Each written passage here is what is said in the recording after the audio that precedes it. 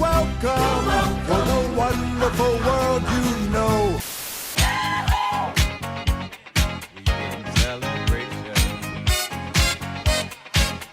Guys, I've been watching this sport for like 2 decades, like since I was 3 years old. When I say trust, I don't usually say trust, but when I say the word trust, God trust. I might have to do a little bit of work. I maybe had to jinx the jinx just a little bit, but we did it. It's all good. Now, hopefully by the time this video is uploaded, he fails post-race inspection, because that would be very entertaining.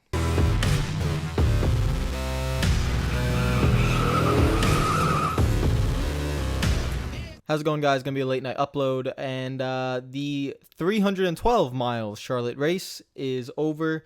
And in my opinion, this actually, I know Elliott won, but just not talking about Chase Elliott.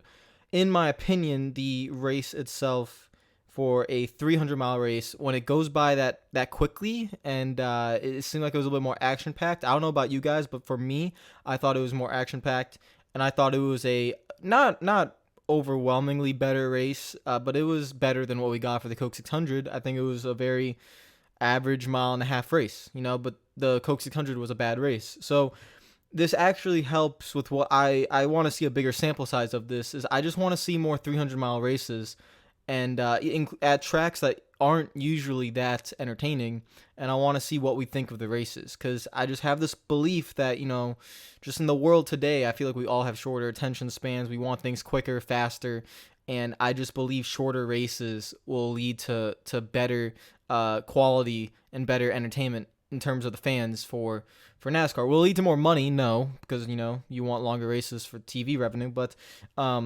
just my opinion, I think longer races, other than the monument races, shouldn't be happening. I would like a race to be over in 2 hours. It's just my personal opinion. From when the rain delay stopped to when the checkered flag ended, that was a 2-hour race. Forget the first 30 minutes of the race. If you take the start from the start of the race after the rain delay to the end of the race, that's a 2-hour race. And if you just watch that race, it flows by so well, and I think that's why F1 has a 2-hour limit on their races. It's just a perfect length to me. So, I don't know. Leave your comments down below on what you think about that. And also, big shout out in tonight's race to Ricky Stenhouse Jr. You guys know, and I think we all like to make fun of him a lot. Stenhouse always has talent. He just doesn't know how to harness it, really, and he's not in the best of rides, so he kind of pushes too hard, and he's a little bit too crazy, a little bit too aggressive, wrecks the car a lot. But he has these occasions where when he doesn't wreck the car, he can actually have a really good race. He probably pissed a lot of people off tonight by the way he made passes, but that's entertainment. He was very entertaining out there. He was a wheelman. He finished in the top 5 in the 47 car. That's a hell of a drive. You got to give Ricky Stenhouse credit. I guess we'll talk about it now. So he won. Chase Elliott won the race. I had a feeling last night that a Hendrick car would win. I didn't know if it would be Chase. I was picking either Chase or Bowman, but Bowman looked pretty fast until, unfortunately, he had an incident where he just lost the car and wrecked it there a little bit. I don't talk about Alex Bowman a lot. You guys never see me hype him up a lot. It's because I've never been that high on Bowman. I know he has talent. I've just never been like a guy that thinks he could be a superstar, or like he's the top 5 most talented drivers. I just haven't seen that, so I don't really think that. And tonight he made a mistake. He's been great this season. He's won the most stages. He's led the most laps. He only has 1 win on the season, but I mean, we've only had 6, 7 races. The improvement this year is massive. He has a great car underneath him. I just want to see him not make as many mistakes, and then I'll be as high on him as everyone else. A lot of people like Bowman. I like Bowman. It's just I get sometimes you guys tell me why don't you talk about Bowman a lot, and I'm just like, I've never talked about Bowman a lot. I put him in the category of kind of like a good driver, but not a great driver. So I just kind of see where he goes. Hendrick always has that 3rd or 4th guy that isn't the greatest. I want to see Hendrick have 4 great drivers. And, sometimes I just assume that, Bowman might be one of the average drivers in the Hendrick in the lineup. But, I mean, he's doing amazing. And he's making moves that are showing his abilities. When he actually sets up side drafting in a really good way. On certain restarts, he won't go right away because he wants to get a side draft entering the corner. He understands that. He understands side drafting really well. I mean, that's what I'm actually really surprised by, is he understands it pinpoint accurate and when to do it, how to do it to make passes. Just made a mistake tonight and unfortunately wrecked the car, but he was doing very well. And then Mr. Elliott. The reason why I'm so big on Elliott, and you guys saw in the truck race, which that was the first truck race I've watched in a while, but And by the way, the Truck Series is freaking fantastic, man. That was some great racing, because you still had to get out of the throttle and you still had to drive the truck, and dirty air wasn't that big of an issue, so that was really awesome. But you saw in the truck race, Elliott's a great driver. He is superstar level. He's only been in the sport for he's been in the sport for almost half a decade now, 5 years. But he is superstar level. He's carried Hendrick the last 3 or 4 years, and now that he has the equipment underneath him, you've seen this year multiple times that he has been in race winning contention, only for something to happen to him. Darlington gets wrecked and right about to pass Denny Hamilton to win. Last Sunday at Charlotte, about to win the Coke 600, caution with 2 laps to go, and now he wins this race. That's 3 possible wins right there, including the race at Las Vegas, where I don't recall because I wasn't exactly watching that race, but I know he was leading that race at a certain point before something happened. Either he wrecked or something on pit road. I'm not entirely sure, but he was leading that race too. He drives like a veteran. He's an insanely talented driver, and I think this season you're going to see, as long as Hendrick keeps it up, because Hendrick has brought the equipment to the racetrack, you will see Chase Elliott win 4, 5, 6 races this year. This is just race number 1 that he will probably win a lot more in the future. You guys can call that a jinx all you want, but I'm not trying to joke around now. I'm being serious. He's gonna win a lot of races this year, and I see Hendrick competing for a lot of wins. I don't know how many wins they're gonna get, but I see them competing, which is what I like to see. I still didn't like how the car raced. I liked how the track opened up a little bit, and you saw a lot of people running the second groove. Second groove is the preferred groove at the end of the race when the traction compound got heated up. But it was still single groove early on in the race, and then later on in the race, you could just see when guys get about 3/10 behind another car, if they don't get their left front bumper out of that air, they have no chance. They're sliding right at the track. So that's not delightful to see, but I mean, again, I have to touch on it, but there's nothing we could do about it. You just gotta deal with it and try to find entertaining racing otherwise. We had more cautions tonight, which had entertaining restarts. Restarts on this package are generally known to be very good, so that's not surprising. Very entertaining restarts, especially Ricky Stenhouse going all over the place. Jimmy Johnson performed pretty poorly. Got up through the field pretty quickly, but then stuck around 10th to 20th all race long, so kind of disappointing for him. Good night for RCR. Austin Dillon ran top 10 all day. I think Austin Dillon still gets a lot of hate, in my opinion. I think he's a good driver. I just want to see him on a different team. I think him and Reddick are both good drivers. I just don't like RCR. I don't think RCR is that great of a team. So, unfortunately, you don't have so many great teams and so many great drivers, and I feel like at a lot of the organizations right now, they have great drivers, so I really don't know where you would put a Reddick or a Dillon in one of those teams. So unfortunately, just gotta deal with it and make the best out of it. We could look at the top 10 here, and I've already touched on Elliott. Denny Hamlin in second. I'm going to touch about JGR in a second. We'll get back to him. Ryan Blaney in third. Good run. Stenhouse, already talked about him. Kurt Busch, Logano, Keselowski, Dillon, Truex, and Harvick. A lot of Fords, a lot of Chevys, 2 Toyotas. Now, you see Truex and Hamlin in the top 10. Denny Hamlin, towards the end of the race, came alive. He was, and what has been the theme of this season, Denny Hamlin has been the best JGR car.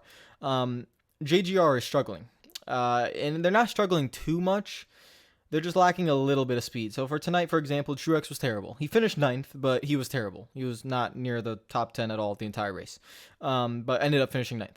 Denny Hamlin gets up to second. Kyle Busch finishes multiple laps down because of a cut left rear tire that put him 2 laps down, and then could never make his way back. But even before that, he didn't have. Kyle Busch has like 10th place speed right now, and because of his talent, he can get the car up to the top 5. But the car is not up to standards. So JGR is struggling this year. I personally like to see that because I'm getting sick and tired of them dominating every single week for the last 6 years. Now, I've never been a Toyota fan, I've never been a JGR fan. That's just my personal bias. I like to see Chevy and Hendrick succeed, but from a Hendrick perspective, Hendrick have struggled since Gordon retired. So to see Hendrick doing well and to see JGR now in a Hendrick slump, it's a nice flip of the switch to see that JGR is going through a slump where they now have to find speed. It's not the drivers, except for maybe Eric Jones in the 20 car. It's the cars. The cars are not fast enough, and the drivers can't do much with it. So they have to find speed. They probably will by the end of the season, and knowing Denny Hamlin, he'll probably find his first championship. John Hunter Nemechek must really like Charlotte because he's had a few good races as well. So very average race with obviously the fan favorite winner in Chase Elliott. I had fun on Twitter just trying to jinx him, play around with it. I mean, I was once I saw him pass Harvick, I was pretty confident, just the way the world works, that a caution wouldn't come out again and screw him again.